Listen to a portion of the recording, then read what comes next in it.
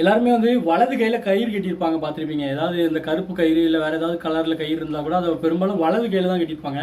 ஆனால் நான் கொஞ்சம் வித்தியாசமாக இடது கையில் கட்டியிருப்பேன். இடது கையில் நான் இதுக்காக கட்டினேன் அப்படிங்கிறது வந்து ரொம்ப ஒரு இன்ட்ரெஸ்டிங்கான விஷயம். என்னன்னா கொஞ்ச நாளைக்கு முன்னாடி எனக்கு ரொம்ப பிரச்சனையாக வந்துக்கிட்டே இருந்தது.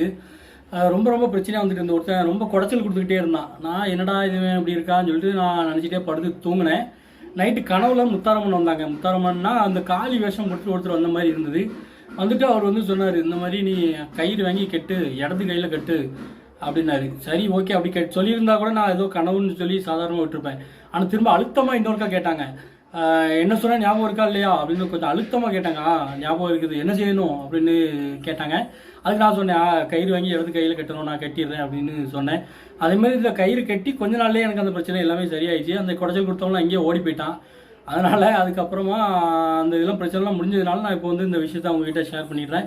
இந்த மாதிரி நிறைய விஷயங்கள் நிறைய இடங்கள்ல நமக்கு வந்து அறிகுறியாக காட்டும். இது வந்து ஒரு சாதாரண விஷயமா நினைக்கக்கூடாது. சாமி வந்து தத்ரூபமாக நமக்கு உண்மையிலே நேரில் நிற்கிற மாதிரி ஏதாவது ஒரு ரூபத்தில் வந்து இதே மாதிரி அறிகுறி சொல்லும். அருள்வாக்கு அப்படிங்கிற விஷயத்தை தாண்டி இந்த மாதிரியான அறிகுறிகள்லாம் ரொம்ப ரொம்ப விசேஷமானது. இதெல்லாம் வந்து அவர் இந்த கனவுல வந்து சொன்னது சாமி தான் வந்து சொல்லியிருக்கு. இன்னொருக்கா வந்து ஒரு ரூபமாக வந்து சொல்லிச்சு. கொஞ்சம் உடம்புல ஏதாவது பிரச்சனை வருது அப்படின்னா இந்த மாதிரி பண்ணு அந்த மாதிரி பண்ணுன்னு நேரில் வந்து இதுக்கு முன்னாடி ஒரு 2-3 டைம்லாம் சொல்லியிருக்கிறாங்க. அதெல்லாம் அதேமாதிரி நம்ம பண்ணலான்னா உடனே கண்டிப்பாக சரியாயிடும். இதை வந்து நம்ம சாதாரண ஒரு விஷயமா நினச்சி விட்டுட்டோம் அப்படின்னா அது மேபி சரியாகாமல் கூட இருக்கலாம். சாமி வந்து கனவுல வந்து சொல்கிற அறிகுறியை கொஞ்சம் சீரியஸாக எடுத்துக்கோங்க. தேங்க்யூ ஃபார் வாட்சிங்.